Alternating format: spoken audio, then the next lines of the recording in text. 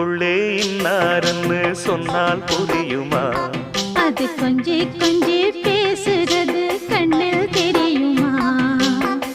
உலகே அழிஞ்சாலும் உன் உருவம் அழியாதே, உயிரே பிரிஞ்சாலும் உறவேதும் பிரியாதே. உண்ணாமல் உறங்காமல் உன்னால் தவிக்கும் பொண்ணு மணியின் நெஞ்சுக்குள்ளே இன்னாருன்னு சொன்னால் புரியுமா?